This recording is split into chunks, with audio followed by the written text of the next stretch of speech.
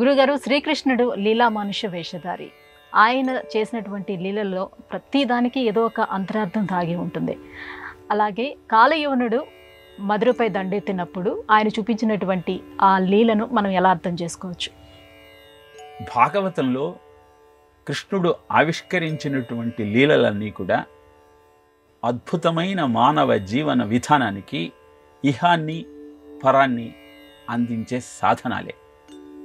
అందుకే ప్రతి లీలకు అర్థము పరమార్థము రెండూ ఉంటాయి. కాలయవనుడు గర్గుడి కుమారుడు. గర్గుణ్ణి మధుర పట్టణంలోని రాజులు అవమానిస్తారు. ఆ అవమానాన్ని తట్టుకోలేక శివుడి గురించి కఠోరమైన తపస్సు చేస్తాడు గర్గుడు. సంతోషించిన శివుడు ప్రత్యక్షమై ఏం వరం కావాలో కోరుకోమంటాడు. మధుర పట్టణాన్ని పరిపాలించేటువంటి ప్రభువుల చేతిలో ఓటమి ఎరుగని కుమారుణ్ణి నాకు ప్రసాదించమంటూ అభ్యర్థిస్తాడు. అలా వరప్రభావంతో అవతరించినవాడు కాలయవనుడు. కృష్ణుడి మీద పగబట్టి ఆయనను అంతం చెయ్యాలన్న ఆలోచనతో లక్షల సైన్యాన్ని తీసుకొని దండయాత్రకు బయలుదేరుతాడు కాలయవనుడు. ఇది గమనించిన శ్రీకృష్ణుడు తన చేతిలో కాలయవనుడికి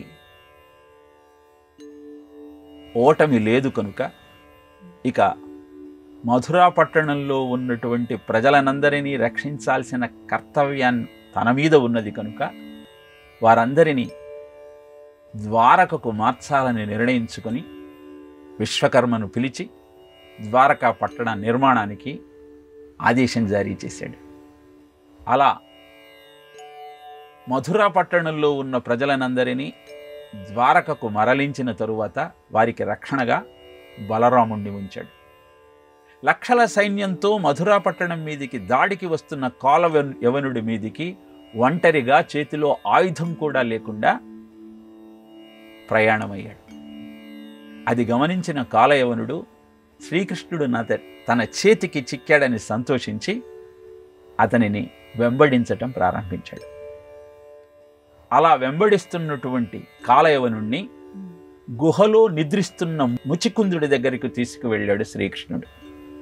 గుహలోకి ప్రవేశించిన కాలయవనుడు నిద్రిస్తున్న ముచికుందుడే కృష్ణుడని భ్రమసి కాలితో తన్నాడు. వెంటనే ముచికుందుడు నిద్ర నుంచి లేచి తన యోగాగ్నితో తపశ్శక్తితో కాలయవనుణ్ణి భస్మీపటలం చేశాడు. ఈ లీల మనకు తెలియజేసే సత్యం ఏమిటి అంటే, నమంతి ఫలినో వృక్షాః నమంతి గుణినో జనాః శుష్క కాష్ఠశ్చ మూర్ఖశ్చ బిధ్యతే నతు నమ్యతే. అంటే పళ్ళు బాగా కాసినటువంటి చెట్టు వంగుతుంది ఆ పళ్ళను రక్షించటం కోసం. అలానే గుణవంతుడైనటువంటి యువకుడు వ్యక్తి తన ఔదార్యాన్ని చాటుకోవాలి అంటే అహంకారాన్ని చూపించద్దు, వినయంతో అందరికీ నమస్కరించాలి. ఏ కాయ పండు లేని ఆకు కూడా లేనటువంటి మోడుపోయిన చెట్టు వంగదు, విరిగిపోతుంది. అలానే నీవు కూడా నీ దగ్గర ఉన్నటువంటి జ్ఞానంతోనూ ధనంతోనూ జనంతోనూ యవ్వనంతోనూ గర్వపడి అహంకారంతో ప్రవర్తిస్తే అంతమైపోతావు. అంతేకాని అందరిలో గొప్పవాడన్నటువంటి కీర్తిని ఏనాటికి నువ్వు పొందలేవు.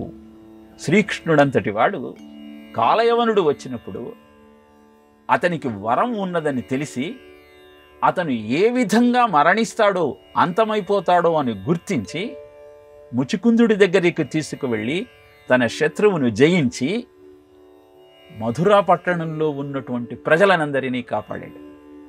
ఆ విషయం మనం అర్థం చేసుకోగలిగితే మాకురు ధనజన యవ్వన గర్వం హరతి నిమేష కాలయ సర్వం అన్నటువంటి ఆదిశంకరుని యొక్క అద్భుతమైన వాక్యం మనం అర్థం చేసుకోగలుగుతాం. అది తెలియజేయటం కోసమే శ్రీకృష్ణుడు తన యొక్క లీలను ప్రదర్శించి మనకు ఆదర్శం కాగలిగాడు. అద్భుతమైన పురాణ విజ్ఞానాన్ని అర్థం చేసుకోగలిగినాడు. జీవితం ఆనందంగా ముందుకు సాగుతుంది.